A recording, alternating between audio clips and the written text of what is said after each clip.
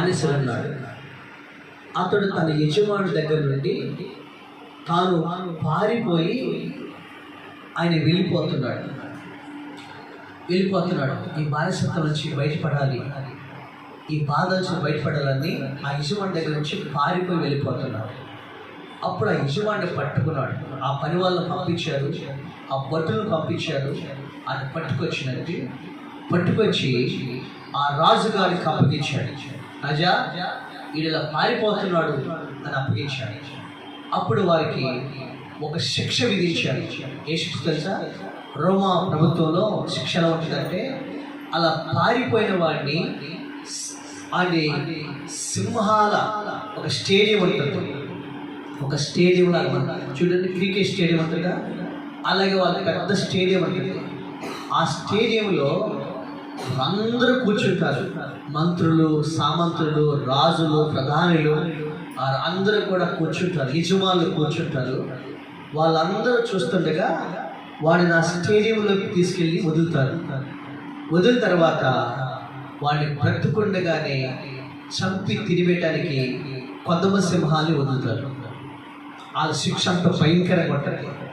అయితే ఈ యవనస్తులను కూడా వాడిని జైల్లో ఉంచి లాస్ట్ మరణశిక్ష విధిస్తే వాడిని ఆ సింహాలకి ఆహారం వేయటానికి మన గ్రౌండ్లోకి వదిలేశారు.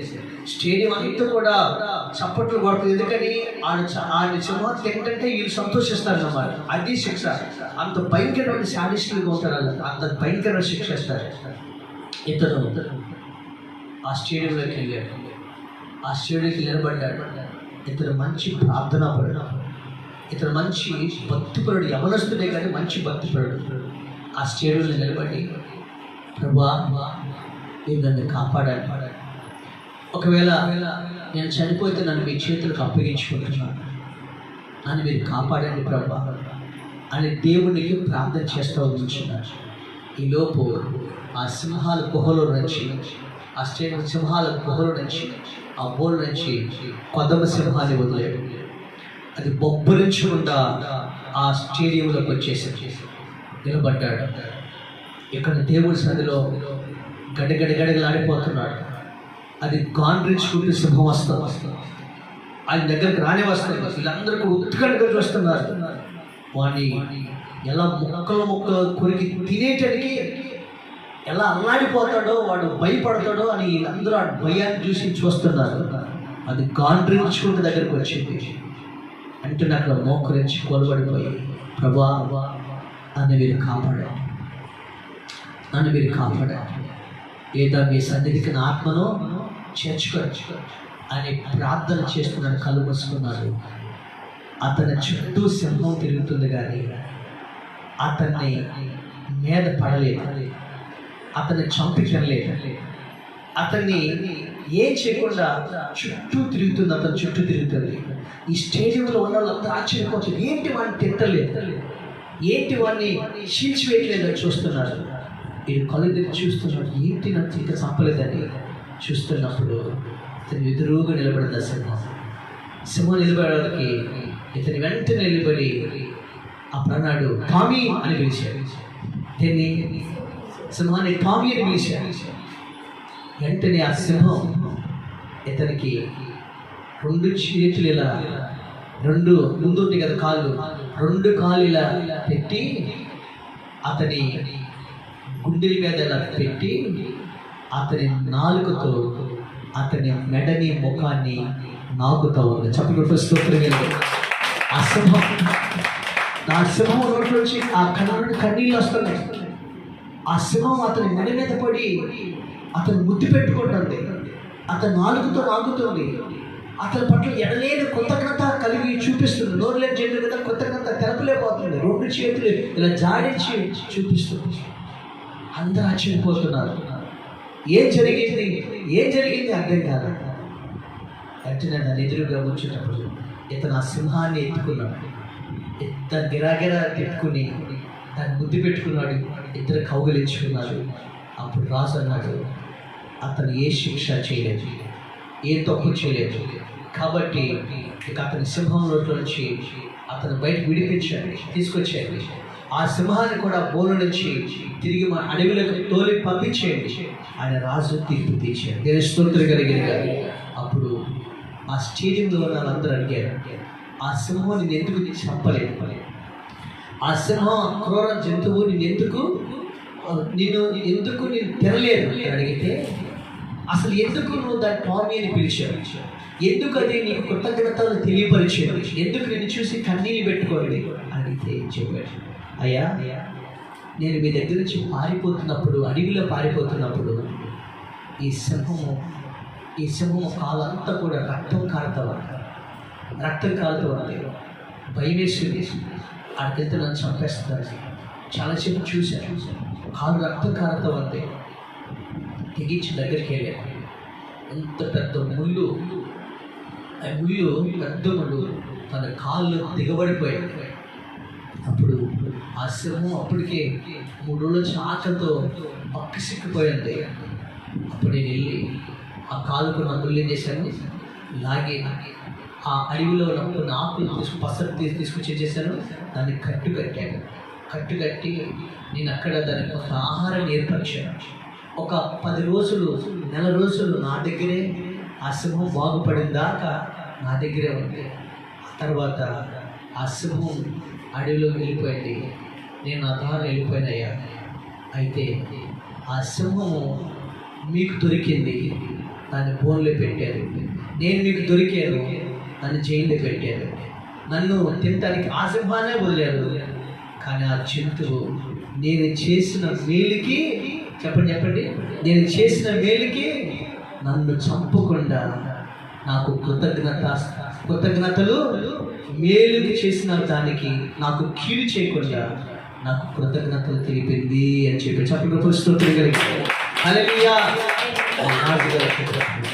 ఆ రాజుగారు అతని దేవుడు అంత దేవుడు అతన్ని కాపాడేందుకు కృతజ్ఞతలు తెలుపుతూ అతని బానిసత్వం నుంచి విడిపించి అతను పంపించి ఒక మంచి ఉద్యోగంకి అతను ఉన్నత స్థానంలో పెట్టాడు. దేవుని స్తోత్రం కలిగాడు.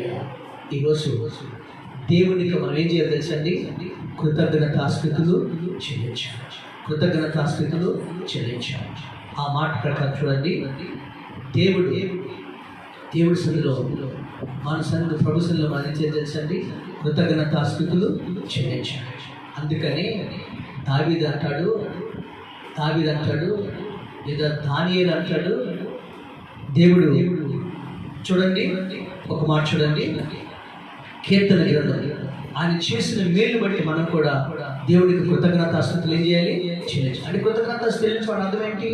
మరి దేవుడు మనల్ని కూడా మీ విరోధైన అపవాది ఎవరిని మృంగుదో మరి గర్జించి సింహాలు ఏం చేస్తున్నాడు? ఆయన తిరుగుతుంటే మనల్ని ఆ సాతాను వలను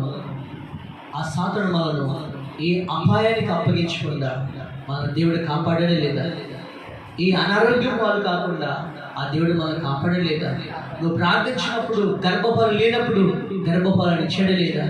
హాస్పిటల్లో సాగు బతుకుల మధ్యలో ఉన్నప్పుడు దేవుడిని బ్రతికించి ఆయన ఈరోజు ఆరోగ్యవంతుడిగా ఆయుష్ని ఇచ్చడం లేదా? అప్పుల్లో అంధకారంలోకి వెళ్ళిపోతున్నప్పుడు దేవుడు ఈరోజు నీకు ఉద్యోగము, ఒక వ్యాపారం ఇచ్చి అప్పులన్నింటిలోంచి బయట తీసుకొచ్చి ఈరోజు ఆ సందులో సజీవులుగా ఉంచడం లేదా? అదేనండి, చదవడానికి ఫీజులు కట్టలేను అనుకున్నప్పుడు బిడ్డను చదివించలేదండి. ఉద్యోగానికి వెళ్తున్న వచ్చినప్పుడు రాకపోకలు తోడుకున్నాడు లేదా? ఈరోజు మనం తింటున్నాము, త్రాగుచున్నాము, ఆరోగ్యవంతులుగా ఉన్నాం. మనకంటే గొప్పవారు, మనకంటే డబ్బున్నవారు ఈ లోకాన్ని వదిలిపెట్టి వెళ్ళిపోతే, కానీ ఈరోజు మన అందరినీ కూడా దేవుడు ఆయన సజీవులుగా ఉంచడం లేదా? ఈరోజు ఇల్లు లేదు ప్రభు అంటే ఒక గృహాన్ని ఇచ్చాడు. వ్యాపారం లేదు ప్రభు అంటే ఒక వ్యాపారం ఇచ్చాడు. ఒక ఉద్యోగం లేదు ప్రభు అంటే ఉద్యోగం ఇచ్చాడు. అయ్యా బిడ్డల చదువు విషయంలో, అయ్యా ఆరోగ్య విషయంలో, అయ్యా శత్రువు మమ్మలను చంపడానికి ప్రయత్నం చేస్తుంటే ఆ శత్రువు పన్నాగ నుంచి కాపాడేవు, ఎన్నో వ్యాధుల నుండి శోధల నుండి కాపాడేవు కదా ప్రభా అని దేవునికి మనం ఏం చేయాలి చెప్పండి? కృతజ్ఞతాస్తుతులు చెల్లించాలి. చెల్లించడం అర్థం ఏంటి?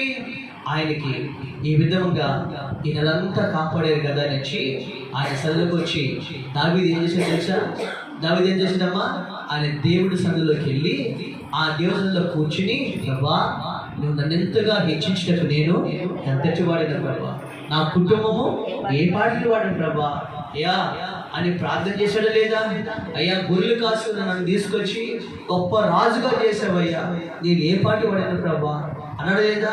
ఆ విధంగా దావీదు శత్రువైన సౌలు నన్ను చంపటానికి నాకు అనుక్షణములను ఆయన వేటాడుతుంటే ఆ సౌలు అనే శత్రువు చేతిలో నన్ను పడకుండా నన్ను నువ్వు కాపాడావు కదయ్యా. అయ్యా నీవు నా జీవితంలో తినటానికి తిండి లేక నేను కొండ గుహంలో దాక్కుంటే ఈరోజు ఒక రాజుగా చేసి రాజు భోజనం ఇచ్చావు కదయ్యా.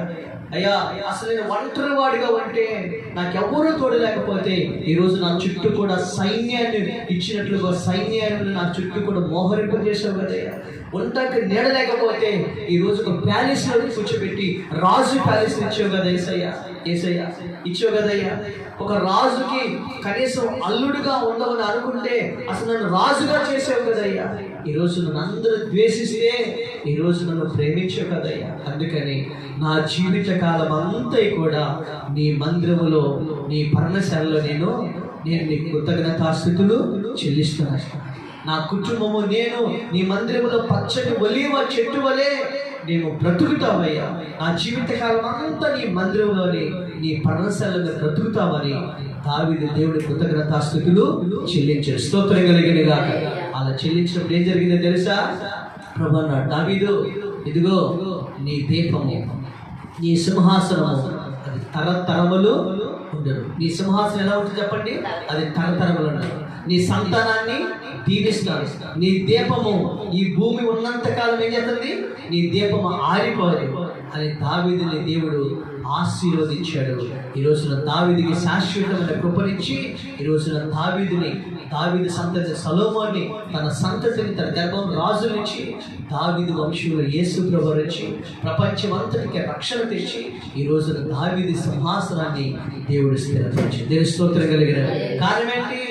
దావీదు దేవుని కృతజ్ఞతాస్తుతులు చెల్లించాడు. మనం కూడా అలా కృతజ్ఞతాస్తుతులు చెల్లించినట్లయితే దేవుడు ఈ మాసం కాదు, రాబో మాసం కాదు, ఆయన మన జీవితాల్లో పూర్ణ ఆయుష్నిచ్చి పూర్ణ ఆరోగ్యం ఇచ్చి మన పనులన్నీ సఫలపరిచి ఆ దేవుడు దావీదుకి నిండు ఆయుష్ని ఘనతలను ఐశ్వర్యను ప్రభావములు కలిగి తన ప్రజలంతా కూడా తన బిడ్డలకి తన రాజ్యాన్ని అప్పగించి ఆ దేవుని సన్నిధికి చేరినట్లుగా ఆ దేవుడు మనల్ని కూడా కృతజ్ఞత కలిగి ఆ ప్రభు కొరకు బతికితే ఈ పరిస్థితులన్నింటిలో కూడా మనం తప్పించి ఆస్వాదించి ఆయన పూర్ణ ఆరోగ్యం ఆయుష్నిచ్చి మన పిల్లల్ని మన కుటుంబాల్ని మనందరినీ కూడా ఆయన ఆశీర్వదించే దేవుడై ఉన్నాడు. దేవుని స్తోత్రం కలిగిన ఆమె.